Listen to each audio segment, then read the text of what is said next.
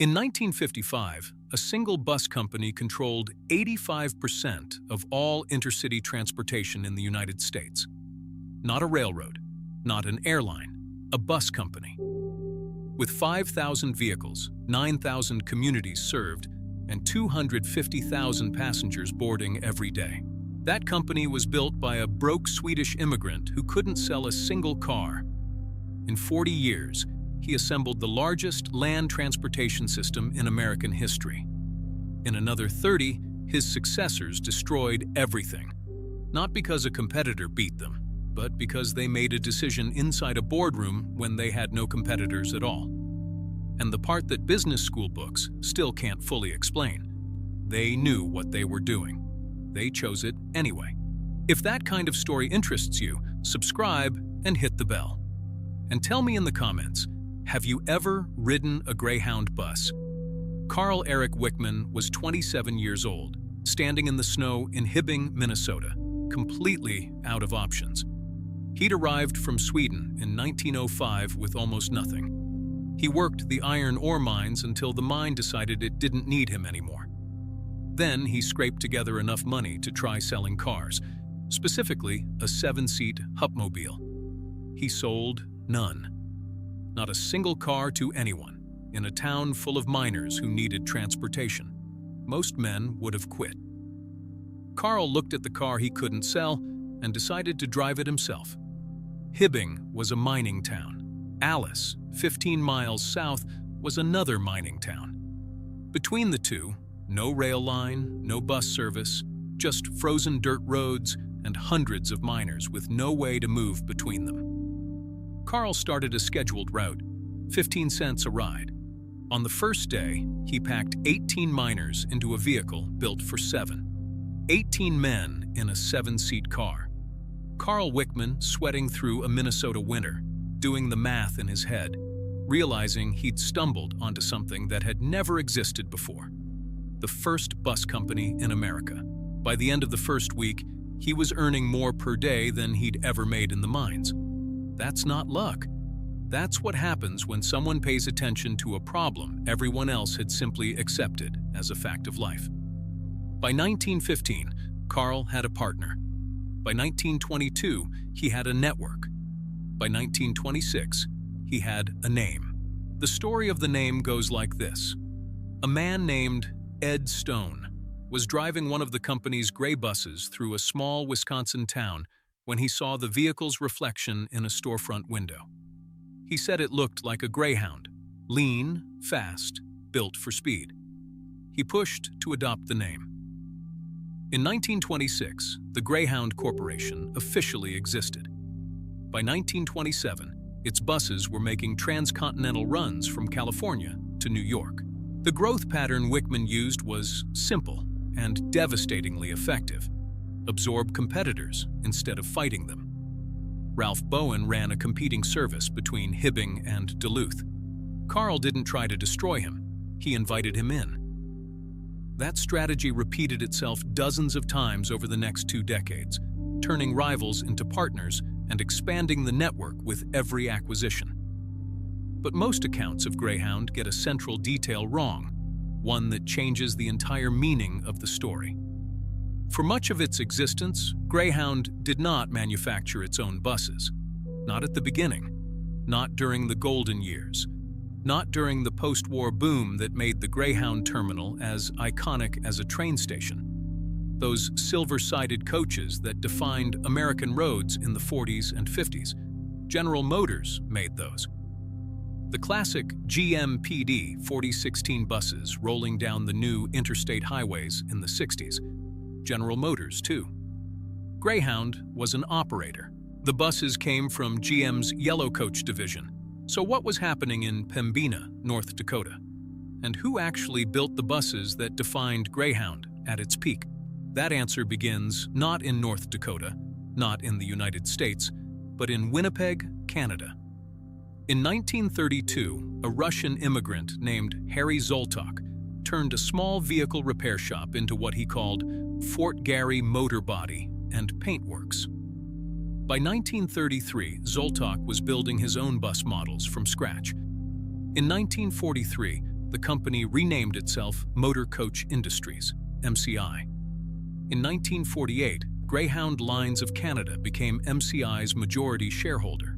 In 1958, Greyhound bought MCI outright. That 1958 Canadian acquisition is the moment Greyhound formally became a bus manufacturer. Not by building a plant in North Dakota, by buying a company in Winnipeg built by an immigrant, exactly as Greyhound itself had been built by an immigrant in Minnesota 40 years earlier.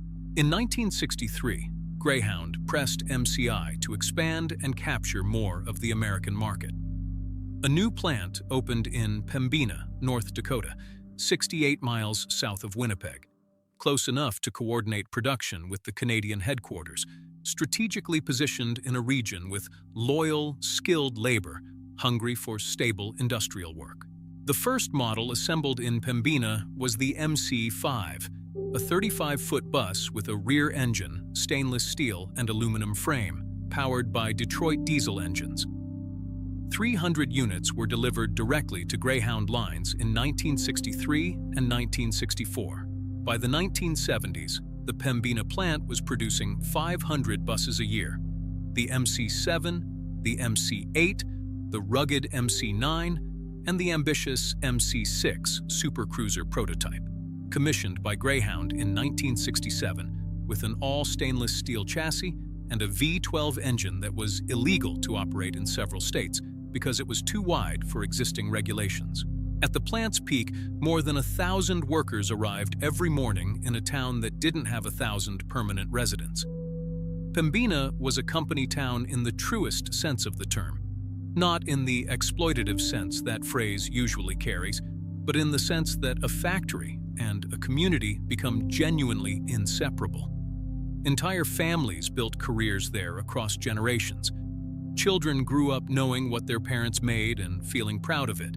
The buses assembled in that North Dakota plant carried soldiers home from Vietnam, transported civil rights demonstrators to protests, and connected millions of ordinary Americans to opportunities in cities they never could have reached before. That's what was at stake when the decisions in the next part of this story were made. Here's something counterintuitive that business history proves over and over again. The most dangerous moment in any company's life is not when it's struggling. It's when it's winning so completely that it forgets how it won. By the late 1950s, Greyhound controlled 85% of intercity bus transportation in the United States. Not market leadership, not a strong competitive position, near total dominance of an entire sector. There was essentially nowhere in America you could travel by bus without using a Greyhound. And that dominance, that extraordinary 3-decade achievement, quietly became the company's poison. Because when you control 85% of a market, the pressure to innovate disappears. Why improve service when passengers have nowhere else to go? Why invest in new designs when the existing ones already sell? Why care about the passenger experience when they have no alternative? Greyhound's management began optimizing not for the future, but for the present. Maintenance intervals were extended. Fleet renewal slowed. New route development stopped. The company that had spent 3 decades aggressively building and consolidating shifted into a fundamentally different mode: extraction. Meanwhile, the world was changing at a speed that made Greyhound's complacency genuinely catastrophic. The Federal Highway Act of 1956 authorized the interstate highway system, 40,000 miles of new roads, stitching the country together at highway speeds. In 1945, there were 26 million registered vehicles in the United States. By 1960, there were 62 million. The very passengers who'd once had no choice but to board a Greyhound were now buying used Chevrolets and simply driving themselves. Then came airline deregulation in 1978. The result was what economists predicted. Fierce competition drove airfares into territory that directly threatened Greyhound. A bus ticket from New York to Chicago cost $45 and took 18 hours. A discount airfare cost $59 and took 2 hours. For $14, the price of a decent dinner, A passenger could be home the same day instead of sleeping in a chair through the middle of the night. Greyhound recognized the threat. It responded. But what it chose to do next was so miscalculated that it didn't just fail to contain the decline, it accelerated it. And it did so in a way that permanently destroyed the one thing a transportation company cannot afford to lose. In 1983, Greyhound's management went to its unionized workforce with a demand: accept a 17% cut in wages and benefits. The company framed it as an existential necessity. Airline competition was real. Demand was falling. Costs had to come down, or the company would face ruin. The workers didn't believe it. And here's why they didn't believe it: because the numbers didn't support the story. The bus operations division had generated roughly $5 million in profit in just the first 9 months of 1983. The broader Greyhound Corporation had earned over $100 million in profit through mid-November of the same year. Meanwhile, the company's president was receiving nearly $450,000 in annual salary and benefits, with management in line for a 7 to 10% raise. The workers voted against the initial offer with 94% opposition. The strike that followed lasted 47 days and turned violent. Replacement workers were hired. Buses were sabotaged. Armed security was mobilized. In at least one incident, a striking worker was killed. The National Guard was activated in several states. When it ended, the union had accepted a 15% cut. The company had absorbed $25 million in lost revenue, and something that cannot be measured in dollars had broken: the trust passengers placed in Greyhound's reliability. Here's what almost nobody discusses when they talk about the 1983 strike. The real damage wasn't to labor relations or balance sheets. It was to the brand's promise. Travelers who reluctantly depended on Greyhound, not because they loved it, but because it was there, discovered during those 47 days that they could find alternatives. And when the strike ended, a significant portion of them simply never came back. From 1980 to 1986, Greyhound's ridership fell 55%. Not 5, not 15. More than half its passengers evaporated in 6 years. That is not market pressure. That is a company in free fall. In December 1986, the Greyhound Corporation decided it had seen enough. It separated the bus operations entirely through a leveraged buyout to a Dallas-based investment group. The company was renamed Greyhound Lines Inc. The parent corporation eventually renamed itself Dial, as in the soap brand, because it had diversified so far from its transportation routes that the Greyhound name no longer represented what it actually did. Let that settle for a moment. The company Carl Wickman built to connect America decided that bus transportation had become a liability, not an identity. They kept the soap, they sold the buses. The new owners of Greyhound Lines, financial engineers, not transportation operators, inherited a broken machine and made decisions that reflected their priorities: debt management, cost reduction, quarterly performance. In 1987, Greyhound Lines bought its only remaining national competitor, Trailways bus system. It should have been a triumphant consolidation. Instead, it was a company buying a weakened rival while its own fundamentals were still collapsing. In 1990, the drivers went on strike again. This one lasted not 47 days, but 3 years. The company filed for bankruptcy protection the same year. It emerged from reorganization in 1991, smaller, structurally compromised, carrying the brand recognition of a company people associated with travel of last resort, not reliable service. Through all of this, the MCI plant in Pembina kept building buses for Greyhound and other operators. But the bus market is inseparable from the health of the companies that buy them. As Greyhound Lines contracted, as orders shrank, as the industry pulled back, the workers in Pembina felt every shift in their daily lives. Fewer orders, reduced shifts, layoffs that took people who had spent entire careers on those assembly lines and left them in a region with few alternatives. In 1994, control of MCI passed to a Mexican company, Dina Satellite. In 1999, Greyhound Lines operations merged with Laidlaw Inc., a Canadian conglomerate. In 2007, a British company called FirstGroup acquired Laidlaw for $2.8 billion and became the owner of America's most iconic bus brand.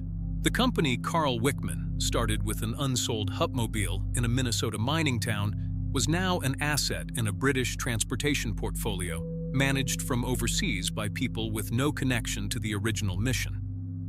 In 2021, FirstGroup sold Greyhound to FlixBus, a German technology company that operates intercity bus routes across Europe, for a fraction of what the brand had once been worth. MCI and Pembina tell a slightly different story. In the early 2000s, MCI closed a facility in Mexico and reinvested in Winnipeg and Pembina, adding workers and expanding capacity. In 2015, New Flyer Industries acquired MCI for $445 million. In 2022, MCI announced that the Pembina plant would close and production would move to Minnesota. That decision was reversed, and in 2024, a century after Carl Wickman's first run, the Pembina plant shipped its first electric bus. The factory survived. That part of the story isn't over. The bus brand is another matter entirely. Here's the version of this story most people tell. Greyhound was destroyed by cars, by cheap airlines, by the interstate highway system, by forces too large for any company to survive. That version is comfortable because it removes accountability. It says Greyhound was a victim of history. It's wrong. The interstate highway system expanded access to car travel. Airline deregulation made flying affordable. Both were real. But neither was a death sentence. European rail companies faced the rise of budget airlines and responded by building high-speed networks that made their service faster than flying over medium distances. Southwest Airlines itself was born from deregulation and became the most profitable airline in American history. Industries facing disruption can adapt. Companies facing disruption can reinvent themselves. The question is whether the people managing those companies are willing to do the hard, expensive, uncertain work of transformation, or whether they'd rather extract short-term profit from what remains and get out before the bill arrives. Greyhound's leadership during the critical decades of the 60s, 70s, and 80s chose extraction. They raised fares when they should have competed on price. They cut routes when they should have improved service on the ones they had.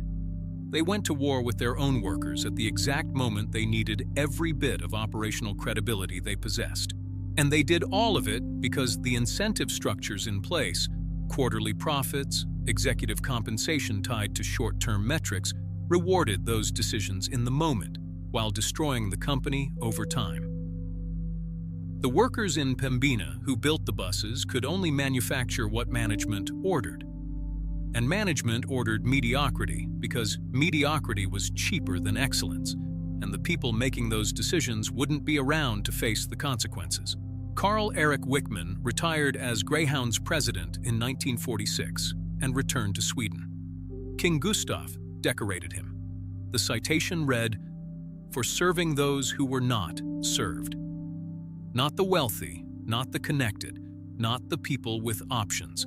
The people with none. That was Greyhound's founding purpose.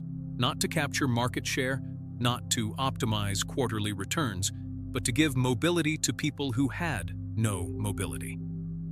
And for 30 years, that purpose was so clearly held and so relentlessly executed that it built the largest transportation network in American history.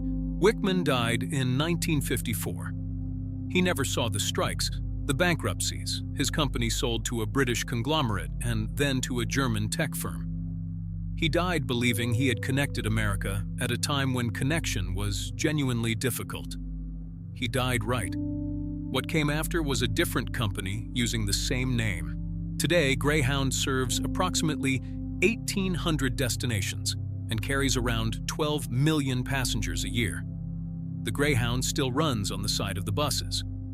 But the company that once served 250,000 passengers every single day, that once meant something to every working American who needed to get somewhere, is now a brand coasting on the memory of what it used to be. Every generation has companies like this. The names change, the mechanism doesn't. Dominance accumulated, purpose forgotten, extraction instead of investment, and a bill that someone always pays, rarely the one who signed the check.